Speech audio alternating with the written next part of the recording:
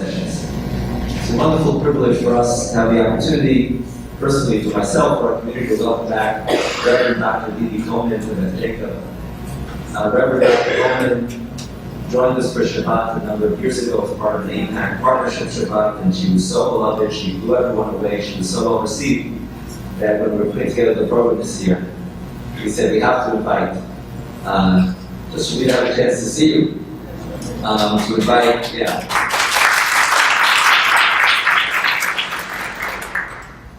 Reverend Dr. Coleman has been pastor of the Russell Street Missionary Baptist Church in Michigan and Detroit since 1999. She received the prestigious Edwin T. Dahlberg Peace Award in 2007 for outstanding work in prison ministry and re-entry services to the country. And Reverend Dee, and the applause that people gave to you because people have heard you at APAC, and they know about you and how you're a passionate and articulate supporter of Israel. You're a great friend to the Jewish people. Reverend Coleman just came back just a couple of days ago from the state of Israel, where she led a trip of 34 young pastors from Detroit and from around Michigan on a trip to Israel. And then what happens is they come back to Michigan and they're ambassadors that understand the experience of the country, and they could be ambassadors for Israel in their communities. And so we need to be appreciative, Reverend Coleman, for your friendship, the friendship of the Baptist community. And I understand, so Reverend Coleman lives in Oak Park, Michigan, which is a very Jewish community in Detroit. And so she's really been at the forefront and a leader in establishing the bridges and connections between the Jewish community and the Baptist community, and also the Jewish community in Israel and the African American community, which is so important. And we really want to hear about it tonight. And thank you so much for being here. It's a pleasure and privilege to introduce to you a great friend of Israel. Shalom. Good evening. It's an honor and a privilege to be back again to lift, of course, a word on behalf of Israel, my beloved Israel. I want to thank Rabbi Top and Rabbi Jose for this wonderful, wonderful opportunity to stand before you at Beth Jacob Congregation. What I do at my church, I would ask everybody to turn to somebody and smile. Now smile. Show all your teeth and the ones that don't belong to you. It's all right to smile as we thank God for being in this house of worship today. I want to talk a little bit about my given subject as I was asked to lecture on the emerging alliance of the African American and pro-Israel communities. Leaving Israel 3 days ago, I just want you to know that Israel is alive and well. I put my foot on the ground and I wept as usual. This was about my 15th trip. And praise the Lord. And every time I go, I find something worth fighting for. And that the fight is so real until we must understand the urgency and the need for the pro-Israel community and the Jewish community to combine arms together and fight the good fight of faith. I do believe that the Jewish community and the African American community who live in the four walls of the United States, we are some spoiled people.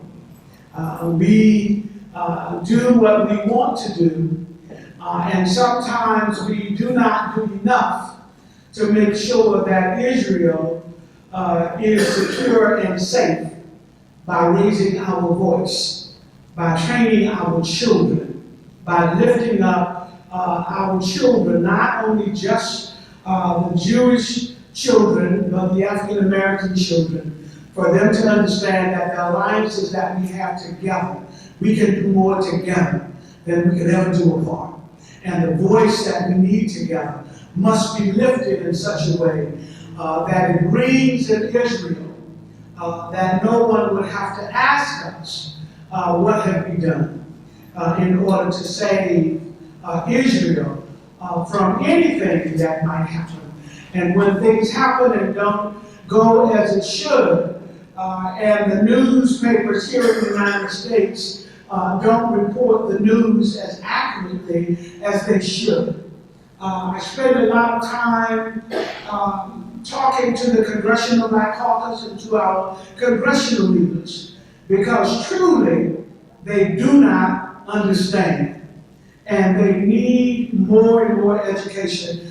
And I'll talk about that just a little bit. But the overall feeling of tonight is to talk about the alliance of the pro-Israel community and what it takes to build a strong alliance between the African-American community and the Jewish community. So what I want to do is talk a little bit about the beginning.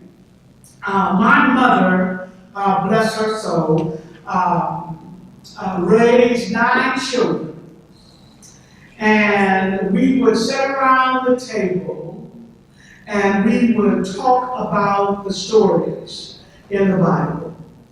And believe it or not, my brother would always act as if he was Moses, because he always wanted to be in charge of something. So we would act out stories, and my other brother was Aaron. And we had roles to play in the Bible as we were growing up. And my mother taught us that we ought to honor and respect the chosen people of God. And we ought to love the land of Israel. I am standing here tonight recalling what she has said to us. She said, "I don't care what people say, you ought to stand for the chosen people of God. I don't care how rough the road gets, you ought to stand and speak truth to power. They are not perfect people, but they are the people that God has selected. And we must honor the people of God." So with that being said, my work and my life growing up in talking about Israel and what Israel means to me and the people of God, the Israelites, what you mean to me, I cannot express enough in this particular climate all about what we are going through. And I say we. I have been asked the question whether or not I'm Jewish. I have been asked when did I make my aliyah. And it's very, very interesting because some people just don't get it. They don't get the tie-in between the African American community and the Jewish community. And when you love people so much that you feel their pain and their agony as they go through life and the trials and the problems that they have had. In 1999, I became the pastor of my church, an African American female Baptist at that, which is somewhat unheard of in my circles, that female preachers do not exist. Here I am. And the struggle that in my own community that I had to deal with. But here it is 18 years later, and I'm still standing. But I stand now with more power in what I preach, because the African American community, all preachers, all pastors, preach on the same thing almost every Sunday, and that is Israel and the people of Israel. So my charge is, how do I get my colleagues to not only preach it, but to live it and be concerned about Israel and those things that the country, the state, is dealing with. In 2007, I had the great privilege talking with, some of you may know Reverend Kenneth Flowers, who is also a great speaker for the Jewish people. Talking with Kenneth, who came to me and asked me, Dee Dee, I want you to go to Israel with me with the APAC Educational Foundation. And I told Kenneth, I said, no, I don't think I want to go. I said, you go ahead. I don't want to get involved in another political thing. And he said, as long as I live, I won't ask you to do anything else for me if you just go on this trip. He said, I promise you until I die, I won't ask you anything if you would just go on this trip. I said, well, Kenneth, I don't want you to die. So I will go on the trip. And I want you to know that that trip in 2007 in January changed my life. It changed my life. I traveled looking out of the airplane to see a small strip of land cornered, surrounded by the Mediterranean Sea. We went to the Golden Heights, from the holy spiritual places in Israel and in Jerusalem. I had the wonderful opportunity of meeting President Sharon Peres. I met Prime Minister Netanyahu, and then we met members of the Knesset.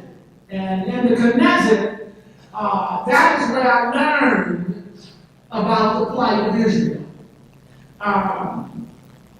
To be honest, I never read enough information that was hardly given basically in the newspapers and other places about all what Israel was going through until I sat with Knesset members and I realized the plight of Israel, the pain of Israel.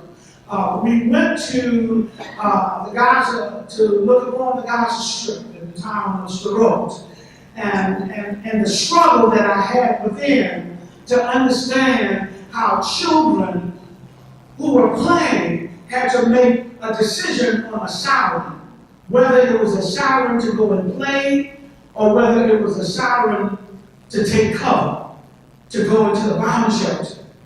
And I couldn't in my mind understand how people would live like this every day and how detrimental that would be to the spirit of people, the Israelites.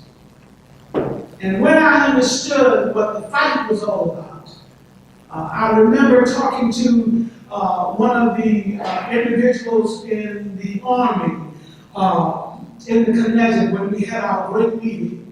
And my group at that time, it was convention leaders. We took a group of convention leaders who were over at least 7-8 million African American Christians who they represented. And the officers of this convention went with us as we talked to the Knesset. And one of the soldiers, as we were talking about love, and we wanted the Palestinians to come together, and the people of Israel to come together, and everybody just love each other. And he said something so profound to me, it still rings with me. He said, you can talk about love, and I appreciate what you're saying.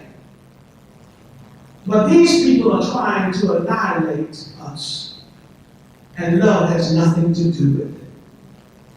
And that touched me in such a way until I was so moved, I wanted to understand more about Israel and what it meant to live in an environment of missiles being fired, what it meant for the greatest threat to Israel, even today, Iran, to be talked about in such a way that I didn't realize what was happening at that moment. But revelation of not only the ground of where we were walking and the belief of my spiritual leader, to understand now what it all meant. And that meant fighting for the security and safety of Israel above all costs.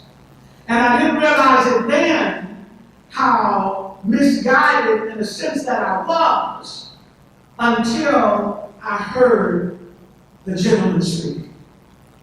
And when I realized that Iran wants to annihilate Israel, it's not about they're getting nuclear weapons to defend themselves. They're getting nuclear weapons to annihilate the Jews, period. Now, as I traveled to Israel and understood some dynamics of what was happening, I realized that I needed to be educated on Israel. I needed to know the issues. I needed to understand why so much hatred. I couldn't get it. Even today, I don't understand. I don't understand how people can train children to hate at such an early age in life, from babies. And now when I realize how far that I have come, I cannot do anything else but lift a voice for Israel in security and safety. And when I thought about the enemies of Israel, and stood on grounds of looking at Israel in such a wonderful, wonderful place of renewedness, how can it be that the land itself is in such jeopardy? Because people fail to love. To me, it surrounds all of us, because that is my upbringing. That's how I believe that things can happen. So when I thought about the enemies, when I thought about Iran, Pakistan, Iraq, and Libya, when I thought about Hamas and ISIS, the Palestinian Authority, when I thought about all of the Israel and the people who are against Israel, Israel does not have a friend around them. But yet, God keeps them. That is my belief. Now, in the Christian community, we believe that the land that is occupied by Israel, we not only believe that that's Israel's land, but all of it is Israel's land. That's what we believe as Christians. We believe that the reason why Israel is having such a problem is because strategically Israel gave away land that they had no right to give away, because God gave them the land. That is the take that we have, Rabbi, as in my community as Christians. We believe the land is sacred. We believe the land belongs to the Jewish people. We believe that Jerusalem is the capital of Israel. We believe that everything that God has given to Israel in the book of Genesis, and God mapped out the land, and to strategically give it away, well, we just don't believe that should happen. So it is difficult sometimes for us in our faith to understand why Israel did it. And even though we talk about peace, even though for peace, just give them the land and we'll be okay. But we see that didn't work. We see and understand from our perspective that if God is the same God who opened the Red Sea, if God is the same God who rained down manna from heaven, if God is the same God that made a way out of no way, then he would be the same God that would protect Israel with what God had given Israel. I had to learn quickly the hatred for no reason. I had to learn quickly about anti-Semitism. I've heard about it, read a little bit about it, but now when I hear remarks, when I feel it, I feel the hurt that my Jewish sisters and brothers feel. And I am appalled the mindset of people when they judge you because of who you are as a race of people, and not who you are as a part of humanity who's supposed to be respected and adored. So I am on a different planet from most African Americans because they see me a little bit different as I speak truth to power. I'm not ashamed of the gospel, which we call the Word of God, and I'm not ashamed to tell people when they are wrong. And the alliance means to me that the two communities, we need to come together and form an alliance that is strong. Now, let me say that I know that over the years, the bond has been broken between the African American community and the Jewish community.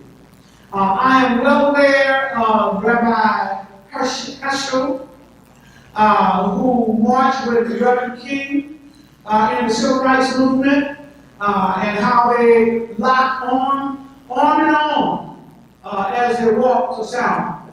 I am well aware of the Civil Rights Movement and how Jews died with us. But we have a stronger bond of racism that we both share. Strong bond in both communities of death, segregation, and pain. I make it a point everywhere I go, especially when I talk to Holocaust survivors, to empathize and understand their plight, as well as all of the Jewish people. I never try to evaluate or measure pain and death and sorrow. But I do know the commonality between us. We cannot ignore. I'm aware that during the era of the Civil Rights Movement, even though those were some painful days, but they were joyous days because we were together and we marched together. And after Dr. King passed and was assassinated, the bond was broken by voices that separated us. And sometimes, even in my community, the Jewish people thought those voices were speaking for all African Americans, and they were not. They were at that time the loudest voice. So, it caused a great tear in the relationship. And now, for those of us who understand Israel, for those of us, African Americans and pro-Israel community, who stand with Israel, and there are many African Americans who stand with Israel. But they do have challenges in their respective communities with the Jewish people coming and fellowshipping with one another and understanding where we were. Today I am involved with looking at an alliance that not only brings together the two communities, but a lasting relationship. Because we do far more together than we could ever do apart. We can stand together and have a voice that means that when something happens, that we are united as one and not separated. I say all the time, I am a strong supporter and in the Speaker's Bureau of AIPAC. AIPAC does very well in spreading the news to its members about the challenges of Israel. And one thing AIPAC will do, they will send you an email. They will email you and email you. Make sure you get it.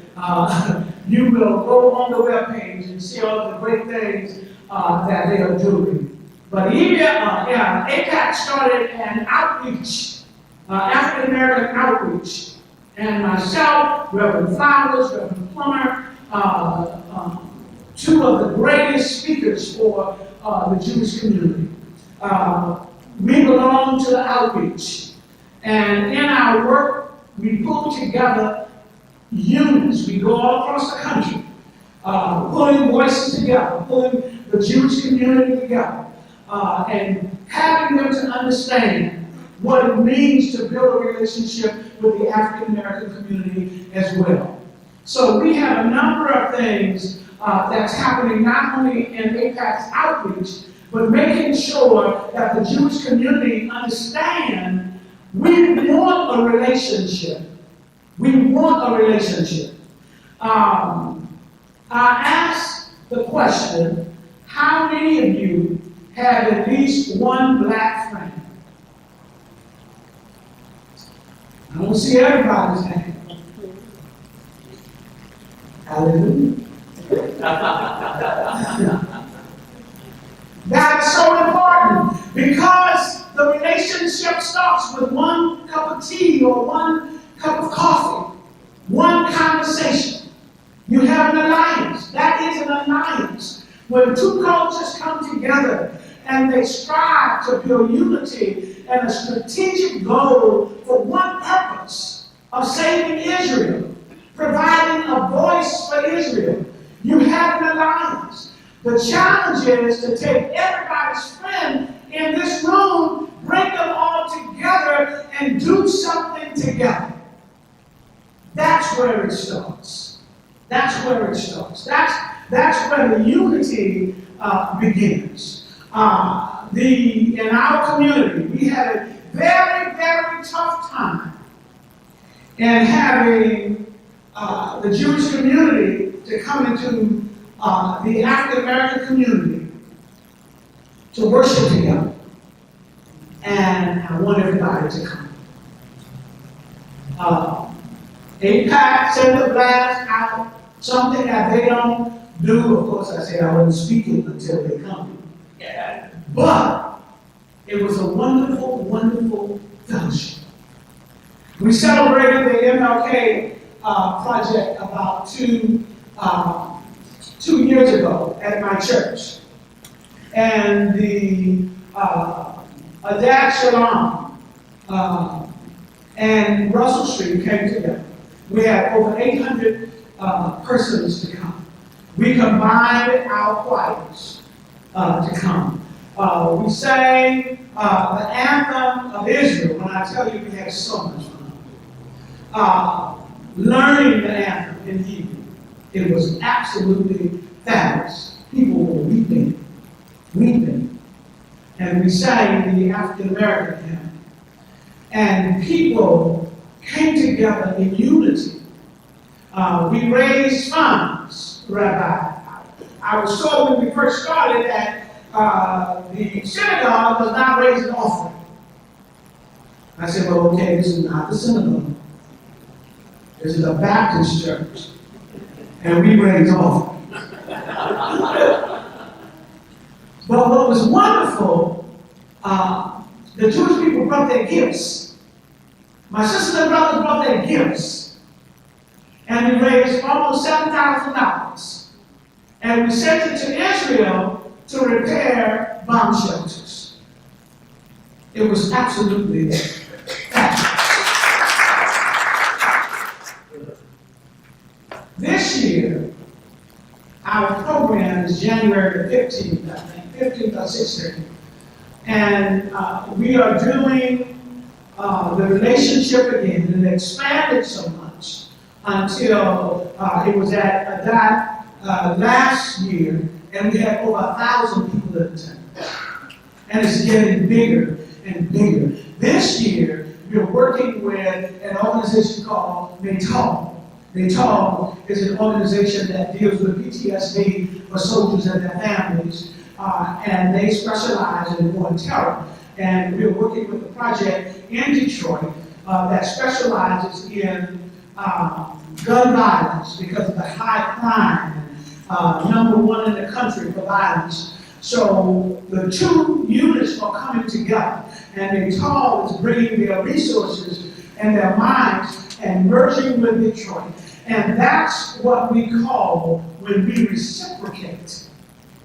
Because the African American community always want to know, well, if we do all of this, what's going to happen in our community?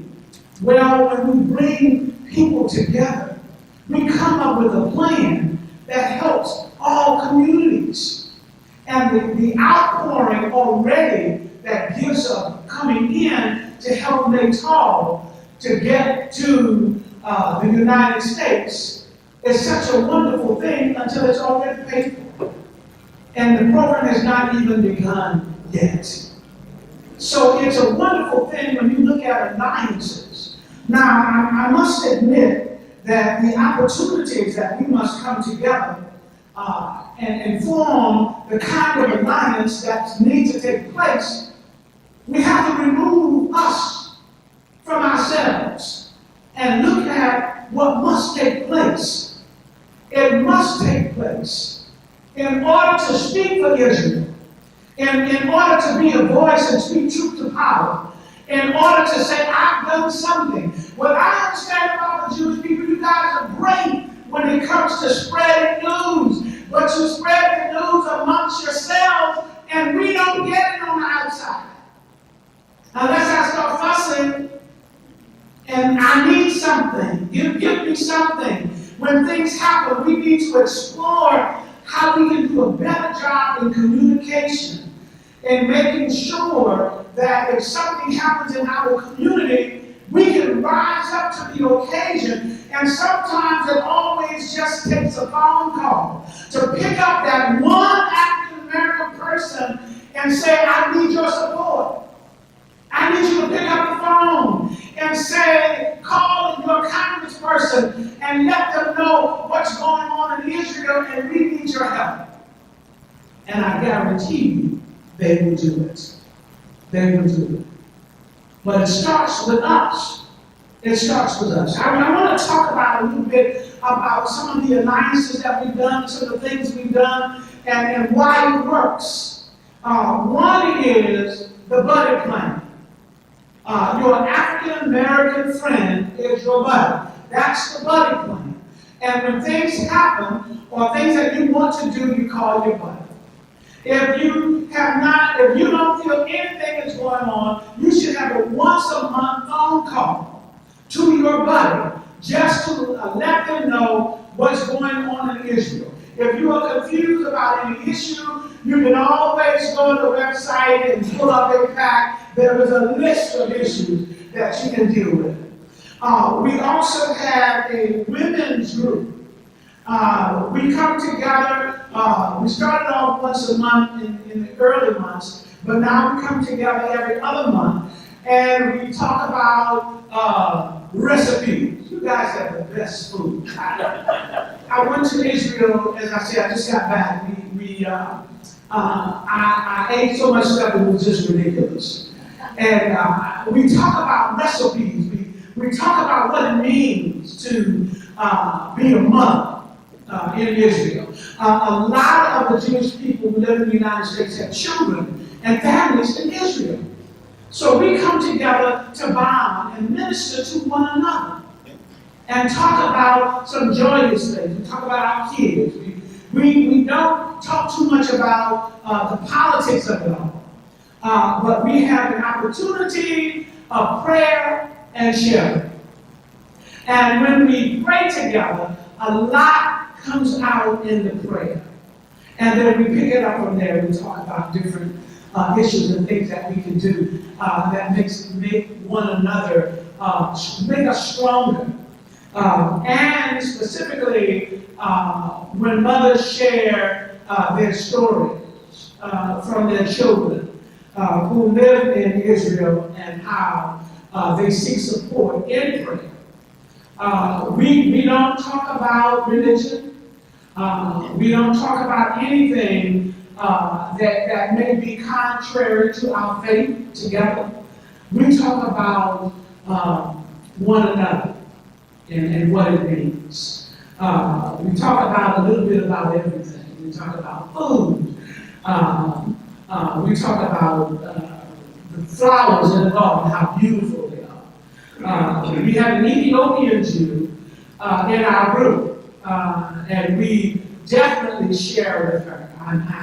I like to say I made my aliyah, since everybody thinks I'm Jewish.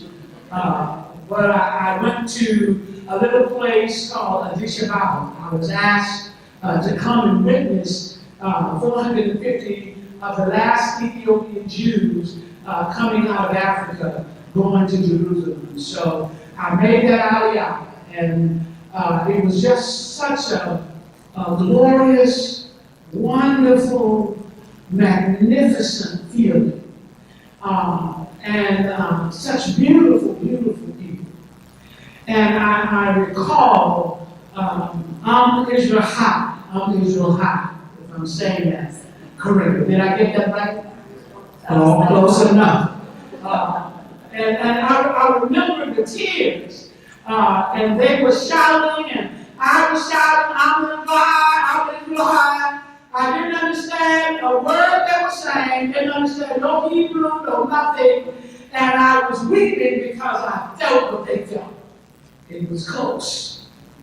It was personal. It was wonderful, and to see Scripture coming to life and unfolding, and I was a witness to it. It moved me in such a way until I knew then that the work that I had to do for Israel could not cease. It had to continue. So in our group, we learned from the Ethiopian Jews some of their customs that they still do, and how warm and wonderful she is. And I told her one time, I said, oh, it was such a wonderful thing to see somebody that looked like me in Israel. To see black Jews. I had never seen black Jews before until I got to Israel. And it was so overwhelming for me until I just started crying. And I couldn't believe it. I said, she's black. I said, you're black. And she said, no, I'm Jewish. And I said, wow, that's ownership. That's ownership to who you are. She said, no, I'm Jewish. She said, and Jews are not white. They're Jews. I said, oh my goodness. And that's what she taught us in our session. And when she taught us what she really felt, we see it. It materializes itself. And you learn. So you can't help but get into a women's group because nobody can talk about grandkids like sisters can. Nobody can tell you about the kids. Forget them. Get my grandbabies. You know, it's just a wonderful. It's a wonderful network. We also have the rabbis and pastors.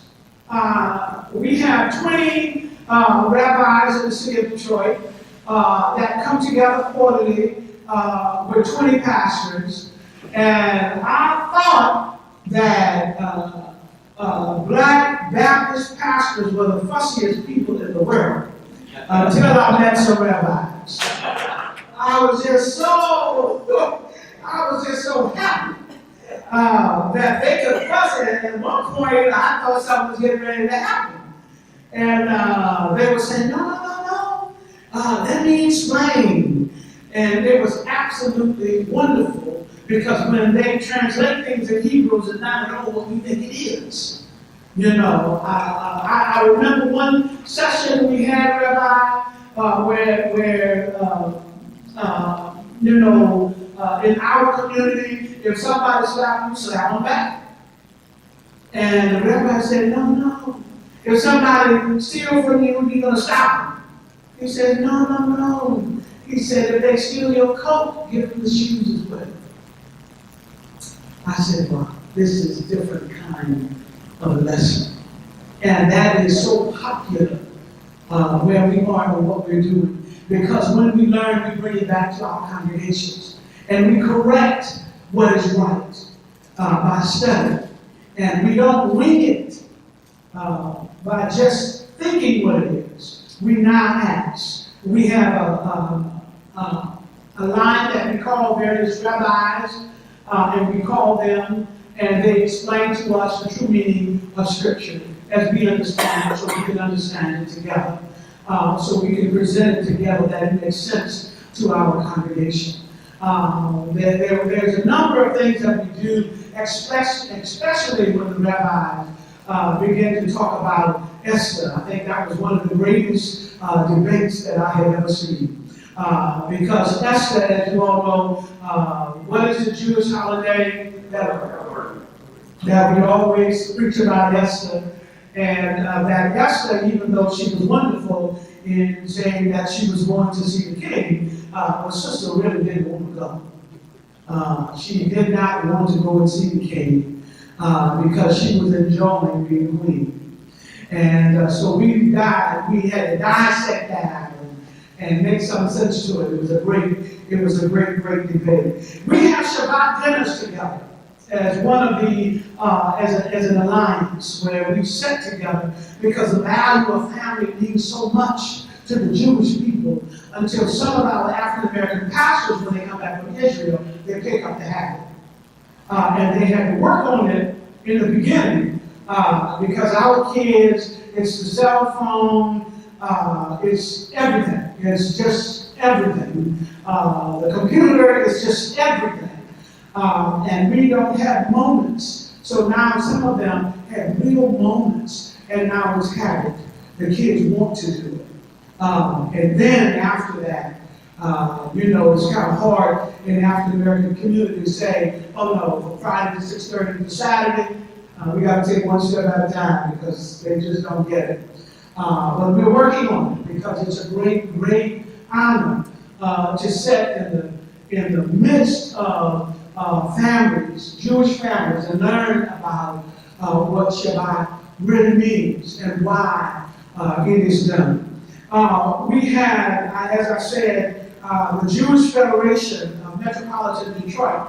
We have just started a new initiative where it's called the Alliance of African American and Jews for Unity. It's 3 months old, and what we plan to do is to be a voice of community. So when something happens, it's an immediate address to the community.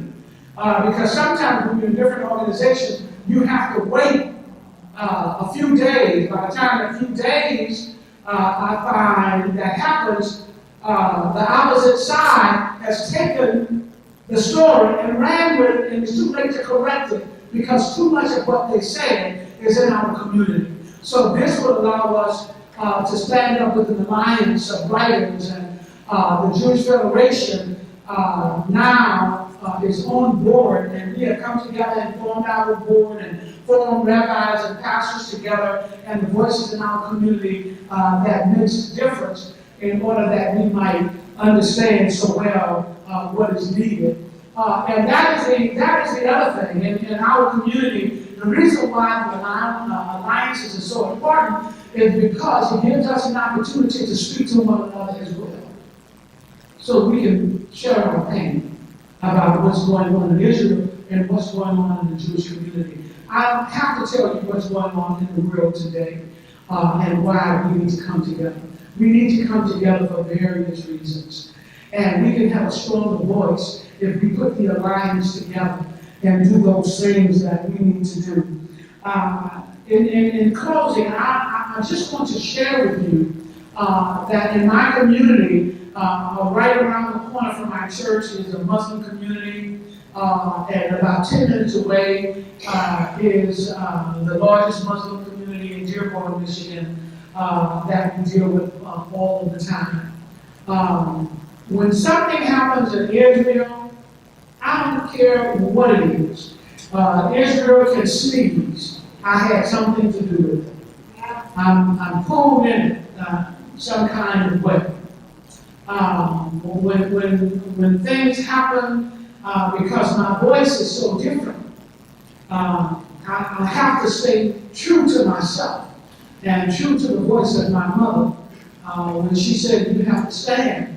Sometimes you have to stand by yourself. And that's what I do. But let me say that it's a real challenge. When you stand, you have to know that the support of the Jewish people is behind you. You have to know that what you're standing for, they're standing for the same thing. And you have to feel that. You have to have that connection. I say that because when I went to Israel, those first few years, 7, 8, 9, and 10, and just soaking in everything that I could soak in. Every time I go, it was after the weeping moments were over, because I cry every time I go, because there was something in it for me in walking through the Holy Land. And there's something in it for my congregation. There's something in it for all of us who understand what Israel means to us. As I traveled to Israel, especially in the early years, I thought that every Jewish person in the United States had been to Israel. Boy, was I wrong. I thought that everybody had gone. I thought that everybody had experienced what I was experiencing. And I say to fight, it's nothing like putting your feet on the ground. It's nothing like knowing and feeling what you are fighting for. And it's a wonderful, wonderful feeling to understand that when I come home, I have such Jewish friends. I have Jewish friends in my community where I can always knock on the door and say I want some homemade bread and I want some hummus. It always happens.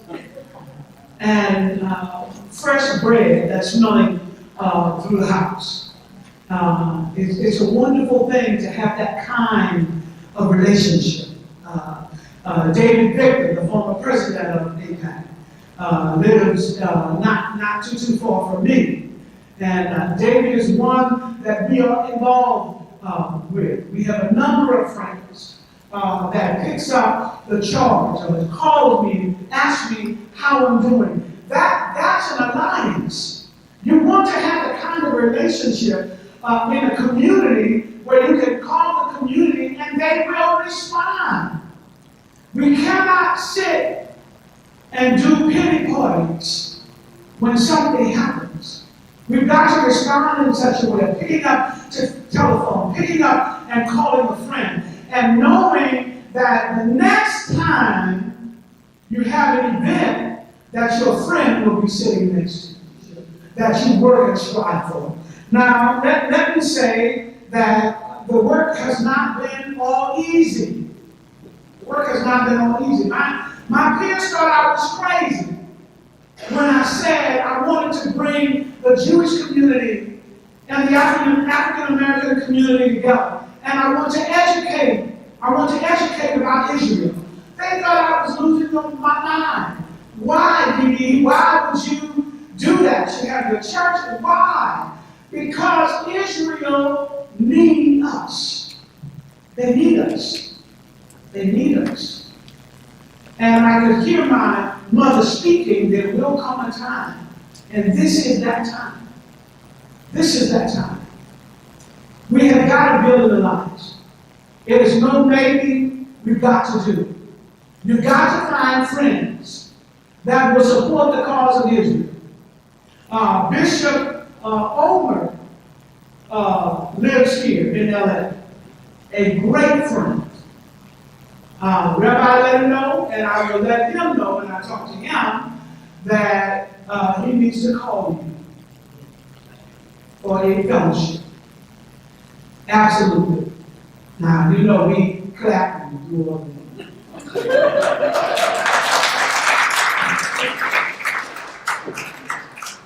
You will love it.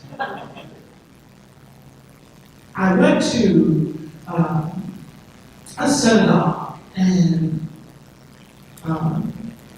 the men were on one side, women were on another side. And then they started to sing. Right now, I'm a moving kind of person. And they were dancing, the men were on their side, dancing and having a wonderful time. And the women were smiling, shaking their head. And I said, amen. She started to clap. And my sister next to me said, amen. And then all the women started clapping. It was wonderful, the worship. And there were moments. We have to learn how to worship together. We have to learn how to be one unit in order to understand that we have great cultures.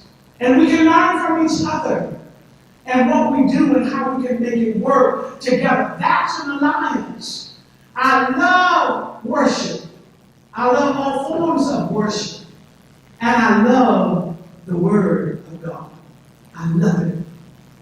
I love it. It brings us together. So tonight, I thank you for having me. I thank you for allowing me to talk about what it means to be in a community that have an alliance with two races of people who want the same thing. The common goal. A strategic goal. That's what an alliance is. It's a strategic goal aimed at one particular purpose. And that is to build and strengthen Israel in the work that they are doing. I thank you.